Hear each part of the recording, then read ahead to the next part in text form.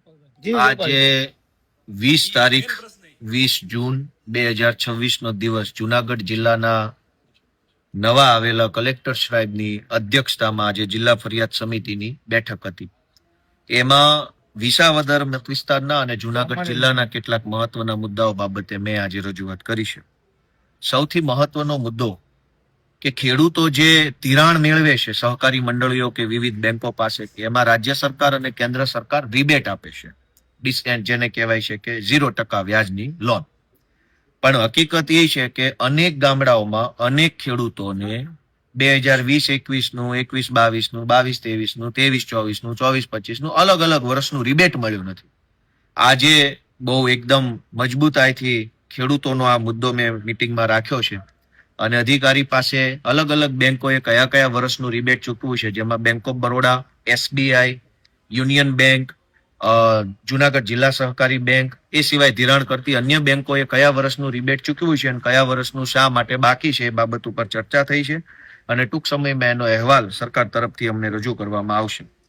અમારા વિસાવદરના અલગ અલગ લગભગ 14 જેટલા ગામોમાં દુધાળા, માણંદિયા, રાજપરા, જાવલડી, જાંબુડી, મોટા કોટડા, મુંડિયા રાવણી, શોભાવડલા, લશ્કર, આ બધા ગામોમાં સરકારે ભૂદાનમાં અને સાથણીમાં જે જમીન ફાળવી એ જમીનની ઉપર અનામત જંગલ જમીનની નોંધ લાગી ગઈ છે અને એના કારણે ખેડૂતોને મીટર નથી મળતા, ખેડૂતોને લોન નથી મળતી, ખેડૂતોને અનેક પ્રશ્ન પડે છે. એ બાબતે આજે કલેક્ટર સાહેબ સાથે રજૂઆત કરી. કલેક્ટરશ્રીએ ખૂબ પોઝિટિવ રીતે એનો વાતને સાંભળી અને દરખાસ્ત તૈયાર કરી સરકારમાં મોકલવાની બાંહેધરી આપી છે. અમારા વિસાવદરનું હસનાપુર, જાંબુથાળા અને તાલાળા બાજુ શિરવાણિયા, સાદિયાવાવ, નેસ, આ તે બધા જે ગામડાઓ છે એ બધા ગામડાઓ અત્યારે સેટલમેન્ટના ગામો છે. દેશ આઝાદ થયો અને 75 વર્ષ થયા. હવે તો સેટલમેન્ટમાંથી આઝાદ કરી અને મહેસૂલી વિલેજ, ગ્રામ પંચાયત વાળું ગામ બનાવવાની મારી રજૂઆત જે છે લાંબા સમયથી, એમાં પણ આજે પોઝિટિવ આપણને રજૂઆતમાં પોઝિટિવ રિસ્પોન્સ સરકાર તરફથી, કલેક્ટરશ્રી તરફથી મળ્યો છે. આ સિવાય જુનાગઢ ભેસાણ રોડ લાંબા સમયથી બની રહ્યો છે, ચોમાસું માથા ઉપર છે, તો જુનાગઢ ભેસાણ રોડ બાબતે, બિલખાથી ખંભાળિયા સુધીનો જે પટ્ટો છે એના બાબતે, બિલખાથી બેલાનો નવો રોડ બન્યો એની સાઇડ શોલ્ડર ભરવા બાબતની રજૂઆત હતી અને બગડુ ગામે દીપડા દરવાજા પાસે નદી ઉપર જે બ્રિજ બને છે એનો એપ્રોચ, માટીનો એપ્રોચ બનાવવાની જે રજૂઆત હતી, એ અલગ અલગ રજૂઆતો પણ આજે R&B ના અધિકારી સાથે ચર્ચા થઈ અને એમાંથી ઘણા બધા કામો જે છે એ પૂર્ણતા તરફ આગળ વધી રહ્યા છે.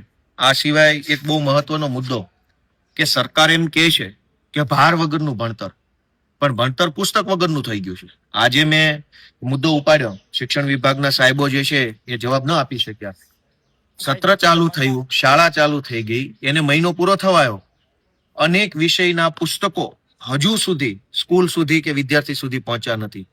બાલ મંદિર, બાલ વાટિકા, ધોરણ 1 અને ધોરણ 2 ના પુસ્તકો જુનાગઢ જિલ્લામાં અનેક જગ્યાએ આવ્યા નથી. મેં સ્પષ્ટ રીતે પૂછ્યું કે સરકાર શાળા પ્રવેશ ઉત્સવ કરાવડાવે છે, છોકરાઓ પ્રવેશ તો લઈ લે છે, પછી બાલ વાટિકાની જે ચોપડી આવે સરકારે નક્કી કરેલી, ચોપડી નથી તો ભણશે શું? પહેલા ધોરણમાં ચોપડા નથી, બીજામાં ચોપડા નથી, 11-12 ની અંદર માધ્યમિક, ઉચ્ચતર માધ્યમિકમાં ચોપડા નથી. તો ભાર વગરનું ભણતરની વાતો કરતા કરતા કરતા પુસ્તક વગરનું ભણતર થઈ ગયું છે.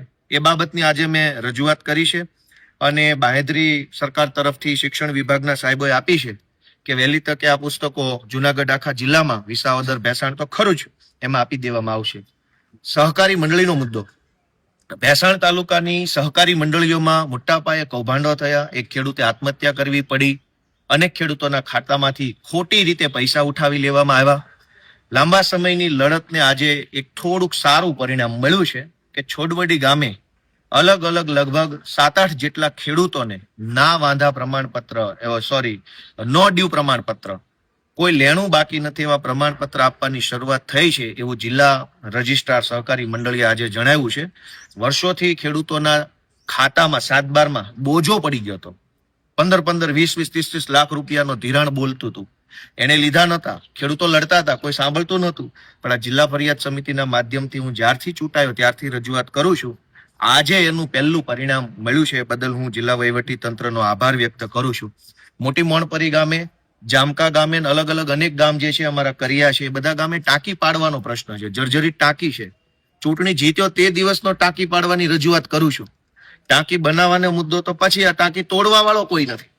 આજે મોટી મોણપરી ગામની ટાંકી તોડવા બાબતનો મુદ્દો, એ સિવાય અન્ય ગામોમાં જે ટાંકી તોડવાની છે એનો મુદ્દો, કાલાવડ ગામની ગ્રામ પંચાયત, રાજ્યના પૂર્વ કેબિનેટ કૃષિ મંત્રીના ગામમાં ગ્રામ પંચાયત નથી, એ મુદ્દો આજે ચર્ચામાં આવ્યો. કાલાવડ ગામની ગ્રામ પંચાયત, સરસાઈ ગામે આંગણવાડી 2-3 વર્ષથી બનતી હતી, એ પૂરી નથી, તો એ મુદ્દા પર પણ આજે મેં રજૂઆત કરી છે. અને આમ તો જો કે 2-3 મિટિંગથી આ રજૂઆત મારી ચાલે છે, પણ એનું થોડું પરિણામ આવવાની શરૂઆત થઈ છે. કાછિયા નાકાથી સાસણ રોડ, એટલે કે જે જંગલમાંથી નીકળતો કાચો રસ્તો છે, એ બાબતે મેં રજૂઆત આજે મૂકી છે કે નવો બનાવ કે ન બનાવ પર થોડુંક રિપેર થાય, નવો બને તો વધારે સારું. કેવી રીતે એની વન વિભાગમાં સ્ટેટ વાઇલ્ડ બોર્ડ સમક્ષ દરખાસ્ત કરવી, વન વિભાગના સાહેબો બેઠા હતા, RNB સ્ટેટના સાહેબો, બધા સાથે બેસી અને કાછિયા સાસણ રોડ એને રિસર્ફેસિંગની મંજૂરી મળે, એટલે કે નવો બનાવવાની મંજૂરી મળે, એની દરખાસ્ત કરવાની આજે અમારે બધાએ ચર્ચા થઈ છે. વહેલી તકે દરખાસ્ત થાય, અને જ્યાં સુધી દરખાસ્ત મંજૂર થાય, એ કદાચ 1-2 વર્ષ લાગે, ત્યાં સુધીમાં રોડને 2 વર્ષમાં 2 વખત રિપેર કરવો, સારો મોટરેબલ બનાવવો, ચાલી શકાય એવો, એવી આજે આ મિટિંગમાં ચર્ચા થઈ છે.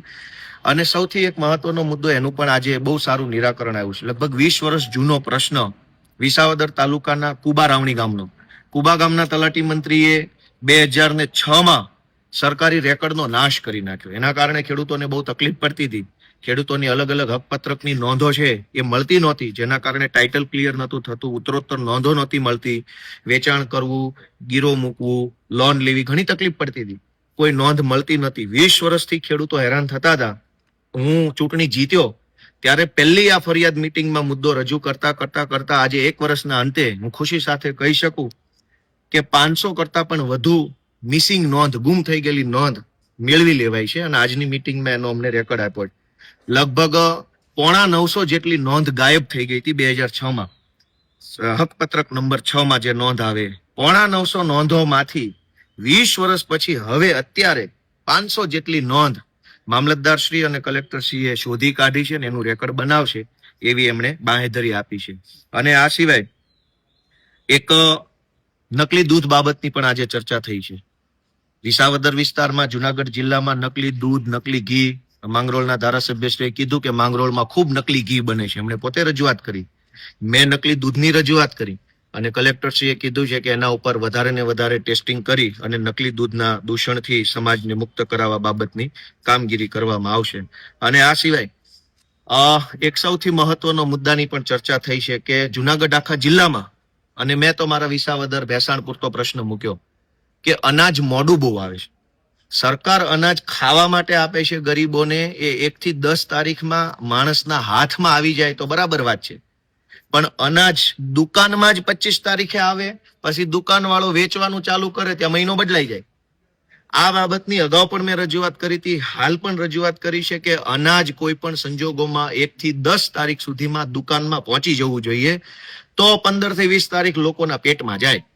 તો આજે એ બાબતની રજૂઆત કરી છે. અને બીજું કે જે ગામમાં દુકાન બંધ થઈ ગઈ હોય અને ચાર્જમાં દુકાનો આપેલી હોય, એ ચાર્જમાં આપવાના બદલે દરેક ગામમાં સરકારના નિયમ પ્રમાણે દુકાન ચાલુ થાય તો લોકોને ફાયદો થાય. કેમ કે ચોમાસું માથા ઉપર છે, ઘણા રસ્તાઓ ખરાબ થશે, પાણીની તકલીફ થશે, ઘણી બીજી સમસ્યા આવશે, તો લોકો બાજુના ગામમાં અનાજ લેવા કેવી રીતે જાય?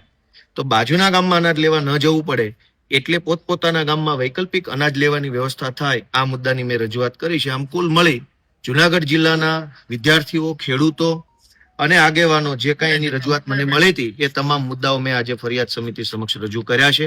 અને ઘણા મુદ્દાઓનું ખરેખર સારું નિરાકરણ આવ્યું છે. એ બદલ હું જિલ્લા વહીવટી તંત્રનો આભાર વ્યક્ત કરું છું.